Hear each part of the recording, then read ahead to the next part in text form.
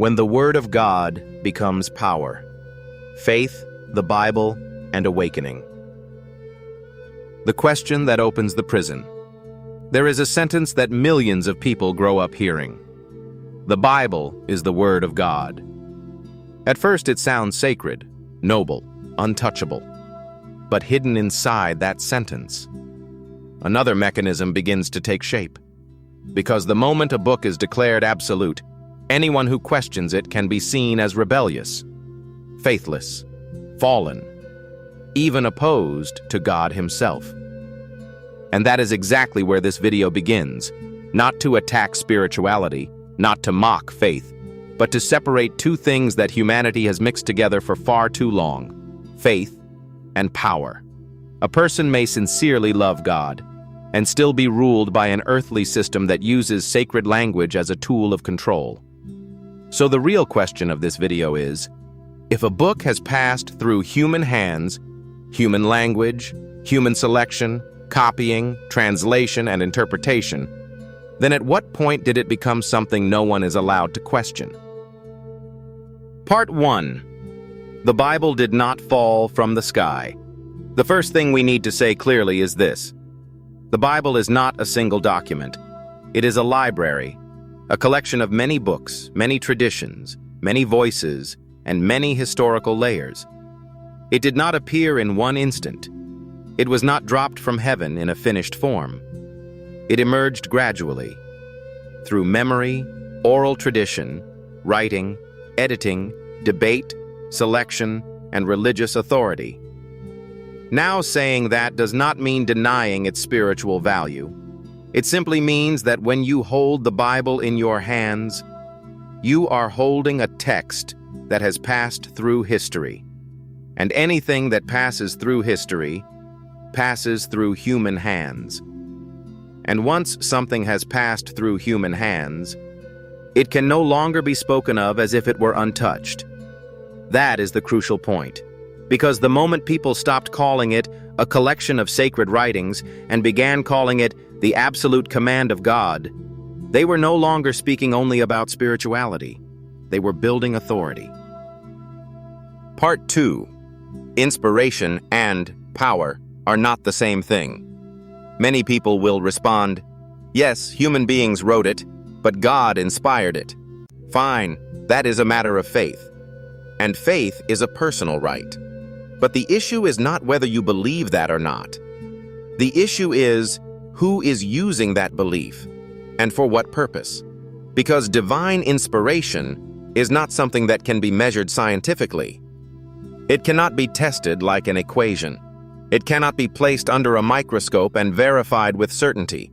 It belongs to the realm of faith. And anything that belongs to faith should never be turned into a weapon to strike others. If an institution tells you you are not allowed to question, you are not allowed to doubt. You must believe exactly as we interpret it. You must be afraid if you do not obey. Then the problem is no longer God. The problem is power wearing the face of God. Remember this: real faith does not fear questions. Only systems that want to control people are afraid of a mind that begins to awaken. Part 3. Every translation changes the worldview. This is the part many people never stop to think about deeply. The Bible most of the world reads today is not the raw, everyday language of the earliest people who lived inside those original contexts. The teachings, the stories, the earliest traditions passed through different linguistic worlds, from Semitic contexts to Koine Greek to the Latin of the Church, and then into later modern translations, including English. And every time language changes, it is not just the words that change. Meaning changes, nuance changes, tone changes, emphasis changes. Even the worldview beneath the words can shift. A symbolic image can become a rigid command. An inner metaphor can become an external law. A call to awakening can be reframed as a doctrine of obedience. This is not always because of malicious intent. Sometimes it happens simply because no language ever maps perfectly onto another. But that is precisely why it is such a massive claim to say, "The version I hold in my hand is absolute, perfect, and infallible." That is no longer just a statement of faith. That is a statement of power. Part 4. History is never neutral.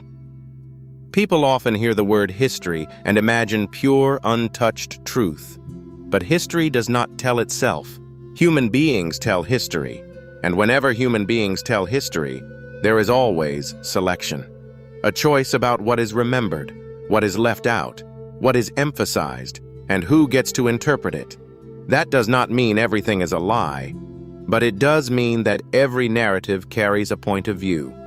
And throughout human history, one pattern keeps repeating.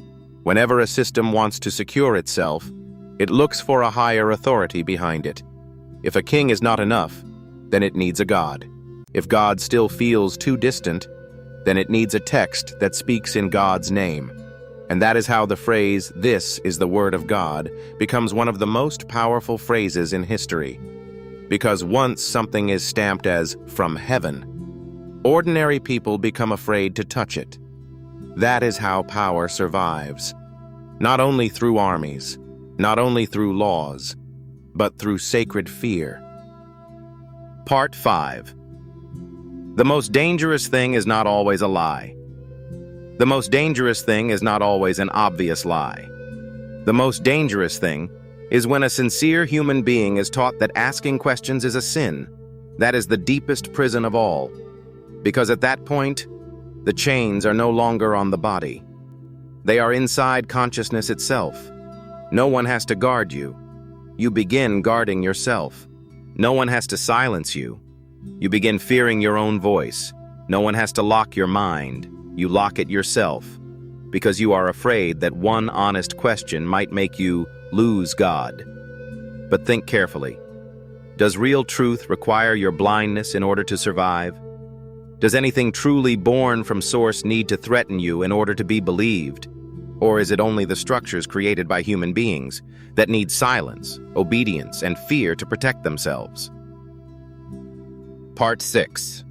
God cannot be contained by a system. This is the deepest part. If God is source, the ground of being, the foundation of consciousness, the presence beyond all language, all cultures, all ages, then God cannot be fully contained in a single book. He cannot be reduced to one denomination.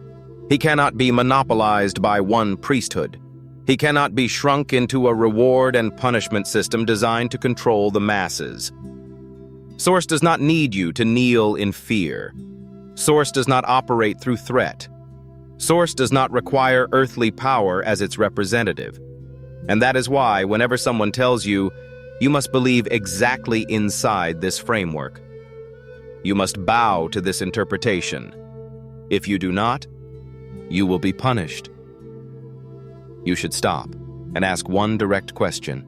Is this the voice of God, or the voice of a mechanism that wants to rule human beings in the name of God? Awakening is not betrayal. So what I am saying here is not this. Throw away all faith. Mock religion. Reject everything sacred.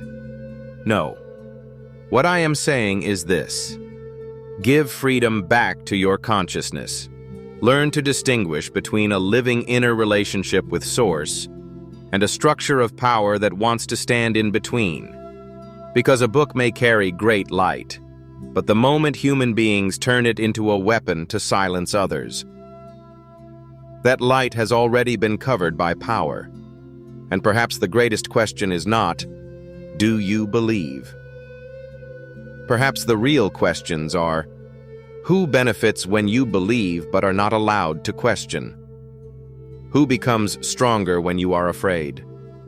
And is your consciousness truly free, or merely obedient inside a beautifully decorated sacred prison?